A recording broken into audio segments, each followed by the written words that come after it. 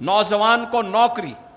आज मुझे अच्छा लगता है जब मैं नियुक्ति पत्र वितरित करता हूं तो प्रतापगढ़ के नौजवान को भी नियुक्ति पत्र प्राप्त होता है। 2017 के पहले एक सपना था। हमने जब प्रदेश में पुलिस भर्ती किया, पुलिस की भर्ती में 60,000 भर्तियों में मैंने देखा प्रतापगढ़ के अंदर के भी सैकड़ों बच्चे प्रतापगढ़ के जनपद के भी यूपी पुलिस में भर्ती हुए। हम Uttar Pradesh public service commission का परिणाम देखते हैं तो मुझे अच्छा लगता है, प्रतापगढ़ का नौजवान भी आ रहा है। अधीनस्थ सेवा चयन आयोग या शिक्षा चयन आयोग, जब भी कोई परिणाम आता है प्रतापगढ़ के नौजवान भी उसमें स्थान प्राप्त करते हैं।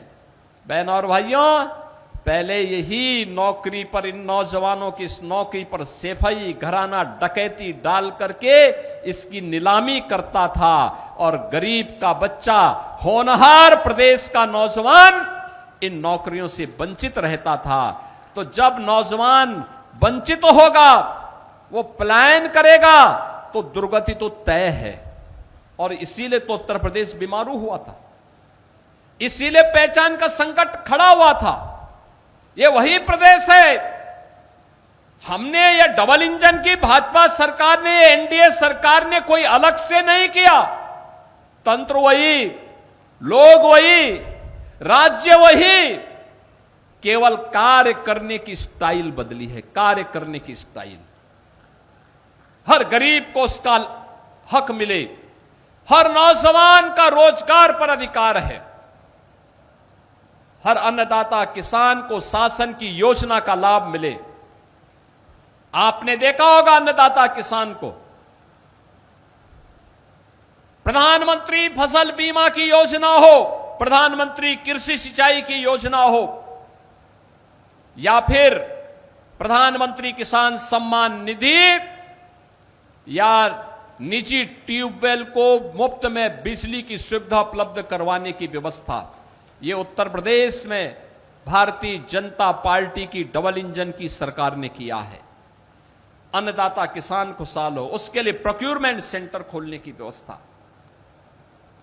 कॉमन सर्विस सेंटर के माध्यम से लोकल उत्पाद को पहचान दिलाने की व्यवस्था, ये डबल इंजन की सरकार कर रही है। भारतीय जनता पार्टी और एनडीए की सरकार कर रही है।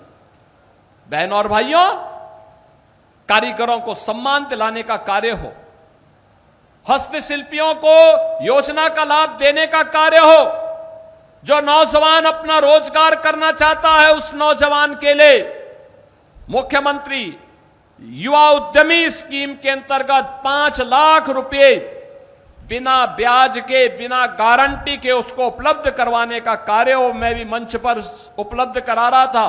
क्या उत्साह था उन नौजवानों में, जिन बच्चों के अभिभावक नहीं रहे। मुख्यमंत्री बाल सेवा योजना के माध्यम से उन बच्चों को 4,000 रुपए हर महीना उपलब्ध करवाते हैं, हर प्रकार की सुविधा उपलब्ध करवाते हैं। श्रमिकों के बच्चे के लिए अटल आवासीय विद्यालय बन रहे हैं। गरीब के बच्चे भी पढ़ेंगे, लिखेंगे, अच्छा बनेंगे। आज उनके लिए आप देखते होंगे, हर गरीब के बच्चे को बेसिक शिक्षा परिषद के विद्यालयों में ऑपरेशन कायाकल्प के माध्यम से हमारी सरकार ने तमाम सुविधाएं दी हैं।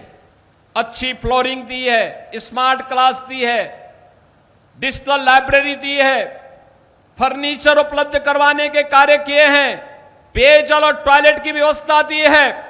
हर बच्चे के लिए 2 यूनिफॉर्म दे रहे हैं, बैग दे रहे हैं, बुक्स दे रहे हैं, जूता मोजा दे रहे हैं, स्वेटर दे रहे हैं। इस 17 के पहले नहीं मिलता था, 17 के पहले नहीं मिलता था। शिक्षक पूरी तन्मयता के साथ उन बच्चों को पढ़ा सके। शिक्षक हो, शिक्षा मित्र हो, अनुदेशक हो, शिक्षा मित्र और अनुदेशकों के मानदेय को बढ़ाया गया। इन्हें 5 लाख रुपए की कैशलेस, हर वर्ष 5 लाख रुपए तक की कैशलेस स्वास्थ्य की सुविधा उपलब्ध करवाने का कार्य किया है और कल ही उसको हम लागू करने जा रहे हैं।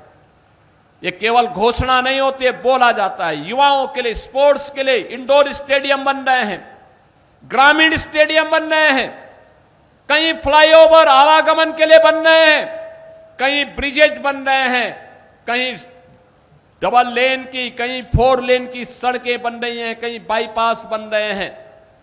यही तो डबल इंजन सरकार की पहचान है। हर तबके को विकास की योजना के साथ जोड़ना, हर बेटी हर बहन को सम्मानजनक जीवन यापन करने के लिए सुविधा उपलब्ध करवाना।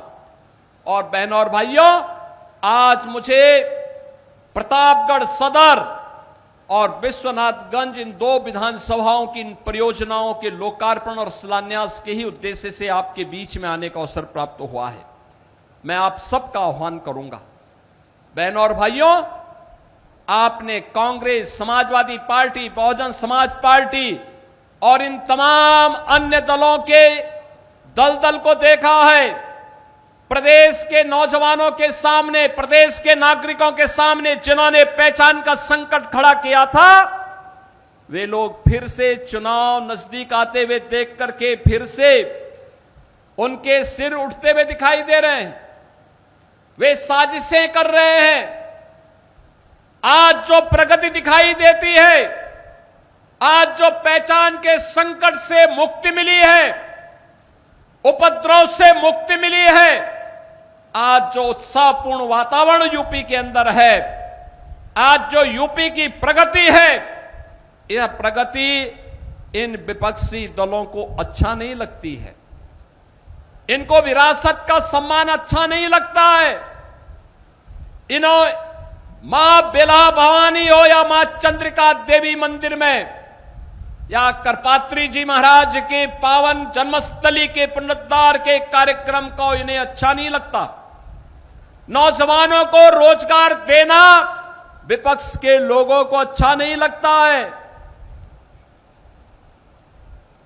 क्योंकि ये नौजवान जब कार्य करेंगे तो ये जातिवाद की राजनीति समाप्त होगी। विपक्ष फिर से जातीय आधार पर समाज के ताने बाने को बांटना चाहता है, छिन्न भिन्न करना चाहता है। हमें इससे ऊपर उठना पड़ेगा, हमें इससे आगे बढ़ना पड़ेगा। और किस किस प्रकार के मुद्दों को लेकर के आते हैं, कोई मुद्दा नया नहीं। जाति के नाम पर विभाजन या आस्था पर प्रहार, यही है आज कांग्रेस और समाजवादी पार्टी का मात्र ये 2 मुद्दे बचे हुए हैं। आपने देखा होगा पिछले कुछ दिनों से इनके द्वारा भारत की सनातन आस्था पर प्रहार करने की कितनी शरारतें हो रही हैं, किस प्रकार की बयानबाजी की जा रही है।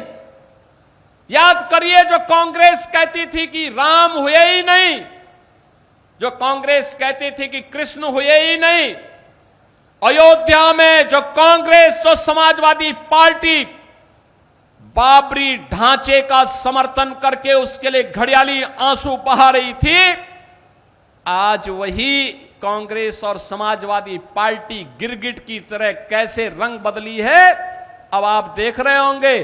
अब कह रहे हैं अयोध्या में आस्था के साथ खिलवाड़ हो रहा है। अरे आस्था के साथ कौन खिलवाड़ हो रहा है तो बताओ पहले। और तुम्हारी आस्था कब से अयोध्या पे हो गई है? ये राम भक्त बोले कि हमारी आस्था अयोध्या पर है, इनको बोलने का अधिकार है।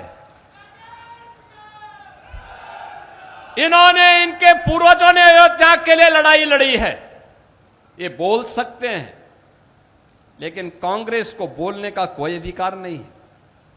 जो कांग्रेस राम के अस्तित्व को नकारती थी, जो समाजवादी पार्टी राम भक्तों पर गोली चलाती थी, वे आस्था की कौन सी बात कर रहे हैं? जो धार्मिक हिंदू विरासत से जुड़े हुए धार्मिक स्थलों के पुनरुद्धार का पैसा कब्रिस्तान की बाउंड्री वाल पर खर्च कर देते थे, वे लोग कौन सी आस्था की बात कर रहे हैं? और यही प्रश्न आपको करना चाहिए समाजवादी पार्टी और कांग्रेस के लोगों से। उनसे पूछना चाहिए, वे जब तुम्हारी सरकार थी तब तुम राम भक्तों पर गोली चलाते थे, जय श्री राम बोलने पर लाठी डंडा चलाते थे, कांग्रेस सुप्रीम कोर्ट में तक बोलती थी कि राम तो हुए ही नहीं। ये कांग्रेस के हाल थे। देश की सबसे बड़ी, सबसे प्राचीन पुरानी पार्टी, राजनीतिक पार्टी इस प्रकार की बात उस समय कहती थी। लेकिन बहनों और भाइयों, अब यह देश कांग्रेस और समाजवादी पार्टी के चंगुल में नहीं फंसने वाला है। आज की अयोध्या डबल इंजन सरकार के विजन के अनुरूप, प्रधानमंत्री मोदी जी के विजन के अनुरूप आज की अयोध्या प्रभु श्री राम के समय के अयोध्या का स्मरण कराती है। क्या नई अयोध्या है, क्या बेहतरीन कनेक्टिविटी है। जहां से जाओ 4 लेन की कनेक्टिविटी। अयोध्या के लिए रेलवे की, ब्रॉड गेज की, डबल लाइन की सुविधा और अयोध्या में इंटरनेशनल एयरपोर्ट महर्षि वाल्मीकि के नाम पर, यह केवल भारतीय जनता पार्टी कर सकती है। भारतीय जनता पार्टी के डबल इंजन सरकार ही कर सकती है। महर्षि वाल्मीकि के नाम पर इंटरनेशनल एयरपोर्ट, निषाद राज के नाम पर अयोध्या में रेन बसेरा का निर्माण, माता सबरी के नाम पर भोजनालय का निर्माण। आज आप राम जी की पेड़ी में जाइए, कितनी शानदार वहां पर लोग स्नान कर सकते हैं, कितनी सुंदरता है। आज की अयोध्या हरेक को आकर्षित करती है, दुनिया को आकर्षित करती है। और यही तो पीड़ा विपक्ष की है कि न चाहते हुए, इनके दुष्प्रचार के बावजूद भी इतने लोग अयोध्या कैसे आ रहे हैं। उनको चिंता इस बात की है। और कभी कभी तो मुझे संदेह होता है, संदेह इस बात का होता है कि ये लोग एक घटना को किस तरीके से बढ़ा करके, हिंदुओं को अपमानित करके आस्था पर प्रहार करने का काम कर रहे हैं।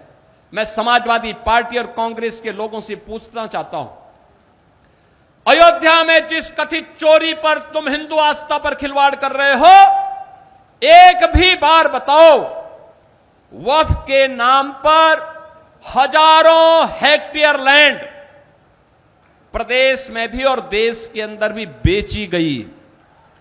एक भी बार ये लैंड गरीब की थी, कमजोर तबके के लोगों की थी।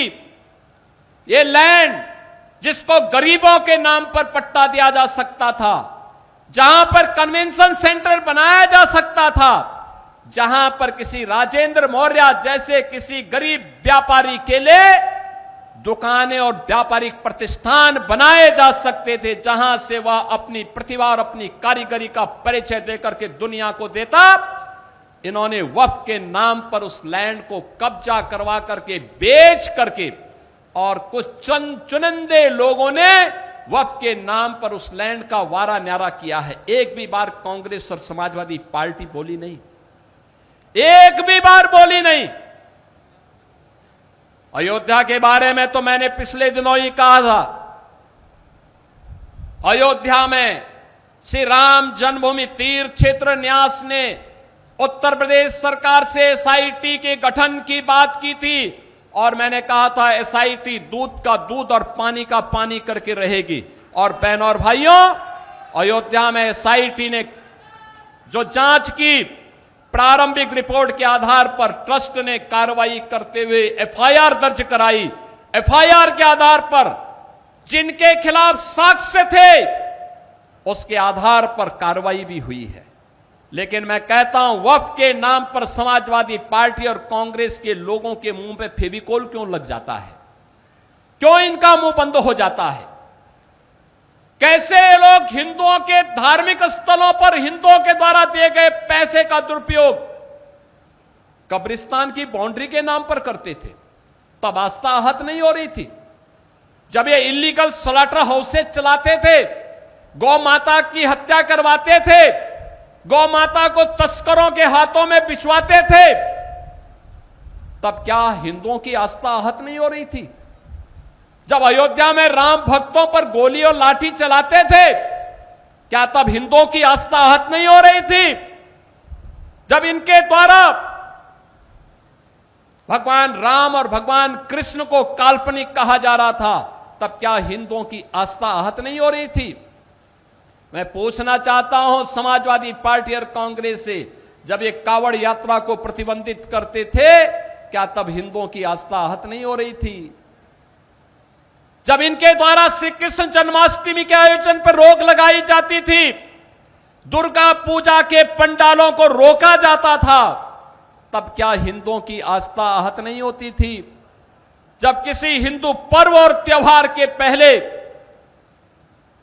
दंगे और उपद्रव शुरू होते थे, तब क्या हिंदुओं की आस्था आहत नहीं होती थी? क्या इसका जवाब कांग्रेस और समाजवादी पार्टी के लोग देंगे? और यह प्रश्न हम में से हर जागरूक नागरिक को इनसे करना चाहिए।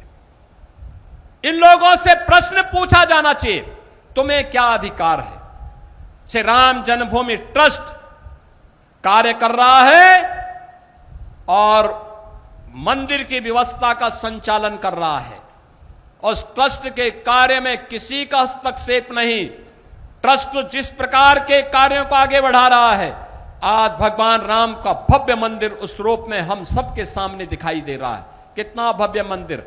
इनकी पीड़ा तो यह थी कि जहां पे ये बाबरी का गुलामी ढांचा देखना चाहते थे, आज आप सबके पुरुषार्थ से वहां भगवान राम का दुनिया का सबसे बड़ा मंदिर खड़ा है। और यही तो पीड़ा समाजवादी पार्टी की। उनकी पीड़ा तो यह है, उनकी पीड़ा आस्था नहीं है। और इसीलिए मुझे देख के लगता है, अब तो इन सपाइयों से, इन कांग्रेसियों से गिरगिट भी शर्मा रहा होगा कि भाई देखो, कम से कम एक नई प्रजाति आ गई है कि जो हमसे तेजी के साथ रंग बदलती है। और ये इन लोगों के दोहरे चरित्र से आप अनुमान लगा सकते हैं। और इसलिए बहनों और भाइयों, आप सबको मैं आश्वस्त करता हूं, सुरक्षा का मुद्दा हो, एक गरीब को योजनाओं का लाभ देने का कार्य हो, एक नौजवान के रोजगार का मुद्दा हो, हर बेटी और हर व्यापारी को सुरक्षा और सम्मान देने का कार्य हो, ये डबल इंजन की सरकार कार्य करेगी, लगातार कार्य कर रही है। विकास के जो भी प्रस्ताव माननीय जनप्रतिनिधियों के माध्यम से हमारे पास आते हैं, द्रुत गति से उन पर कार्य होता है। और आज इन सभी योजनाओं की सौगात प्रतापगढ़ सदर और विश्वनाथगंज विधानसभा की जनता जनार्दन को अर्पित करते हुए मुझे प्रसन्नता की अनुभूति हो रही है। मुझे पूरा विश्वास है, विकास की गति निरंतर प्रतापगढ़ को प्रगति के पथ पर अग्रसर करेगी। और प्रतापगढ़ की प्रगति उत्तर प्रदेश की प्रगति होगी। उत्तर प्रदेश की प्रगति प्रधानमंत्री जी के विकसित भारत की संकल्पना को पूरा करेगी। और विकसित भारत की संकल्पना भारत के 140 करोड़ भारतवासियों के चेहरे पर खुशहाली लाने का कार्य करेगी। और उसी खुशहाली के लिए आज मुझे एक बार फिर से यहां पर आने का अवसर प्राप्त हुआ। मैं इन सभी योजनाओं की सौगात यहां के नागरिकों को अर्पित करता हूं। मैं अपने विधायक श्री राजेंद्र मौर्य जी को, श्री जीतलाल पटेल जी को हृदय से धन्यवाद देता हूं।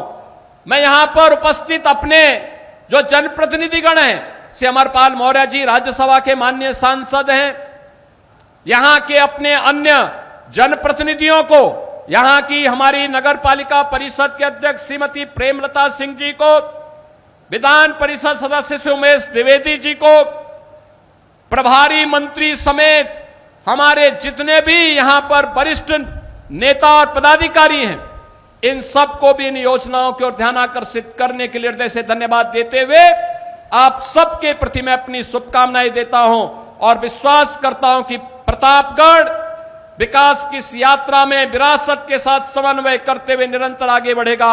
आप सबके प्रति मेरी मंगलमय शुभकामनाएं हैं। धन्यवाद। जय हिंद, जय जय श्री राम।